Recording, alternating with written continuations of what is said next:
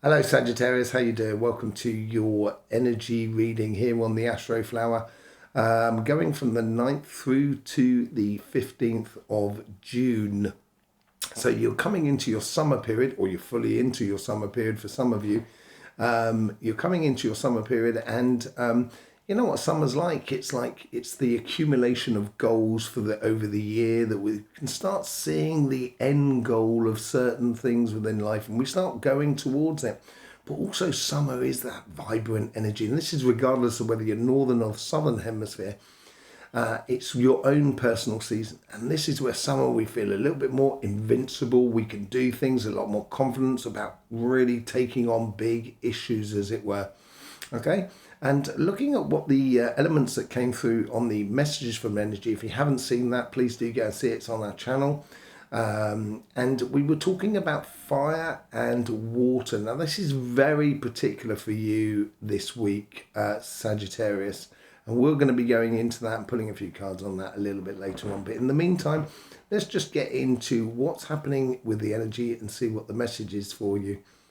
So let's just find this point zero energy where everything, there's a lot of heart in the energy. There's no doubt about it for you, Sagittarius. And this could be that as I say, high octane sort of summer vibe that's coming through. Really beautiful energies, actually. A lot of green, light green that's coming through. Let's just see what the message is here from it.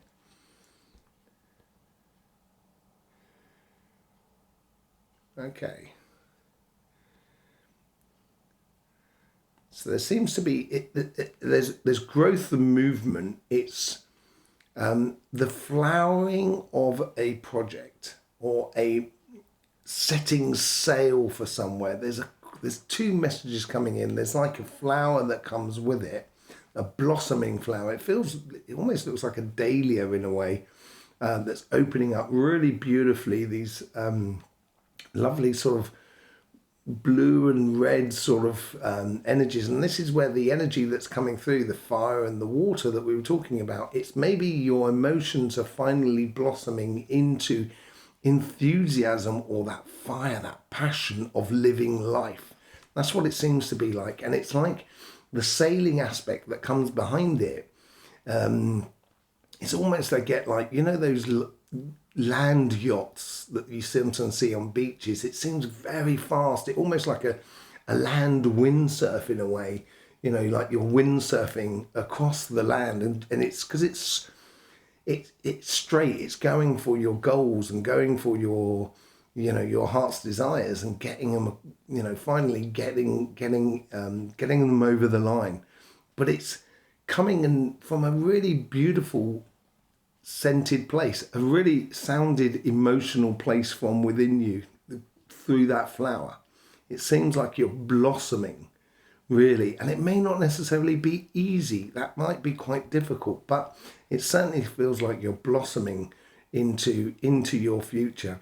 Let's just see what's going on with the chakra sequencing. So let's find back to that point zero energy. That heart chakra is still there, or that heart energy is still there. Let's just see if it's going to play out within the chakra sequencing.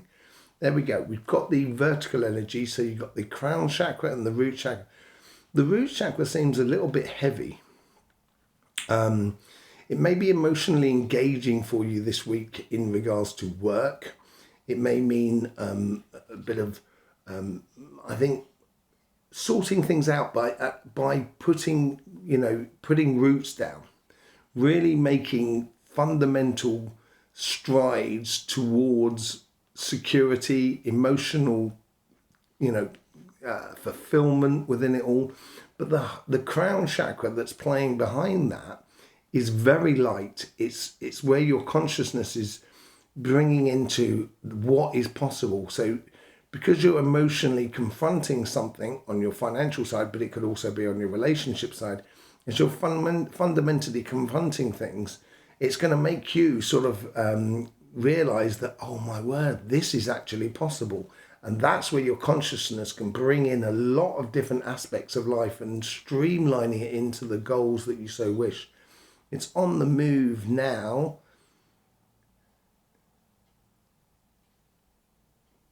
and it's coming to the heart chakra. Now, there is two sides to the heart, obviously, like everything in life. You know, the heart is you know, it's all to do with sort of, you know, one-to-one's emotions and emotions with one thing, say like the love of doing something, or, you know, the love for another person, of course, and the love for life. And it is that sort of light dancing energy. But obviously we know that love can sometimes be a bit of a rocky road. So there's two sides to it. And I think you need to confront both sides with an even heart here, and keep it as light and joyous as possible, certainly in the things you say. And we saw that in the messages from energy as well. It's on the move now, again, the energies. So it's going down towards the solar plexus. So this is where it's going to have to, once you engage in that emotion at the base of sort of what you want to do in life, that's when you've got to apply your determination. The solar plexus is it's not at the top of the solar plexus, it's at the base, and I think this is where it's coming into that whole root things of being really true to your emotions, true to you, and letting it come to the surface with that sort of solid determination. You don't have to walk on anybody to get there, but you have to follow your path. That's what it seems to be that's coming out there. Now we're coming up into the third eye and the throat chakra, but the third eye seems to be more important. So I would follow your intuition of the things that you need to say and express in the world that is around you. Following that inner being, that inner heart chakra, that inner flower that's growing within you, that emotions mixed with those passions in life. Yes, they can sometimes boil over. And it's very much what we said in the messages from energy as well. It depends on the place that you're departing from. If you're departing from a good place, it's going to often be excitable energy that's going to help you to sort of like skip your way forward. If it's coming from a difficult place, that's where you're going to need a little bit more sort of determination and so forth. And it can be a little bit frustrating at times, but I think it needs to be confronted, whatever it is, emotionally, how you engage with life on your financial and on your relationship side of life. I think that seems to be really important. And for that, you're going to need that clear vision that is within your third eye in order for you to say what you need to say. And once you do, that's when your passions can come into play. That's when all of your beautiful strengths of your humor and your quick-wittedness and your enthusiasm as well for life can come to the fore. And that's when things can really start moving quickly. Once you start realizing that you can do it, that's when it seems to flow with a greater ease in the things you say and the things you communicate with the world that is around you. Let's just see if it's going anywhere else. No, it just touches on the solar plexus before it goes back to the root and crown chakra, your vertical energy, your raison d'etre. And I think it was going back to the solar plexus simply because it was sort of saying, okay, but don't forget about the path that you have to lead. Don't get diverted off your path. There's a little bit of a caveat in that sort of scenario that's going on there.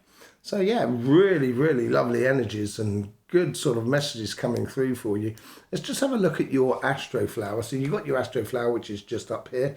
And we're going to be talking about fire and water. And what you can notice, actually, more than anything else, Sagittarius, that in the base of your petal, base of your flower, which is just up here, you've got nothing but water and air majority. There is some air and earth on your financial side, but it is a lot of water in there. And this is where that emotions that are coming from your base, and it's like you've come out of an emotional situation in the past 3, 4, 5, 6 weeks. And it doesn't necessarily mean that you've left someone or something like that. It could well be for some of you, but it also could be emotional realizations from within you about how you want life to be. And now you've got to allow that emotions to come to the surface. You do have that water that goes between petals 10 and 9 and 6 at the top right, which is that fixed water that comes through from Scorpio. Now, this is where I think emotionally it's got to be very clear for you on your relationship side, which does play into that water, which you can see on petals 1 and 2, where you have your interaction with the outside world and your karmic path. I think this is the steady flow on your relationship side more than anything else. You have to follow those inner emotions, and then you have that beautiful fire that's at the surface of your Astroflower. So that's how it translates into your passions, because in the rest of your flower, as you can well see, there is no fire. You're one of these what we call false signs, which is the same as Capricorn, the same as Gemini, and also the same as Cancer, where actually you have more air in your sign than you do have fire.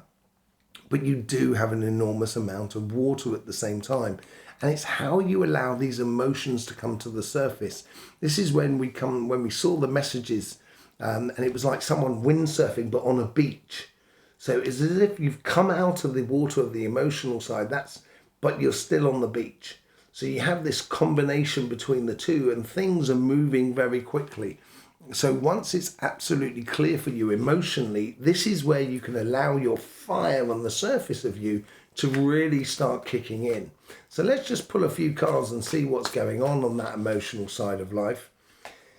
You get the Two of Swords. Yeah, this is on your karmic path on petal number 2. And this is where you find fixed air and fixed water. This is the decision. Two of Swords. This is very much that fixed air that comes in from Scorpio on that petal there. There is a decision that you need to make. I think you've made it already. This is why it's on your karmic path. And now it's a case of staying true to it. On the connections with the outside world, yeah, this is, you get the Emperor card here. This is knowing it. This is following your pathway. And I think this is where the root chakra came into play and the solar plexus. On your relationship side of life, I think once you've made that decision and you follow that empowerment that is within you in connections with the world that is around you, all of a sudden you'll find some really good results, because that's what's coming out the top. That's what's coming out the top of petal 6 on the right hand side with the water within you. You get the Hierophant card.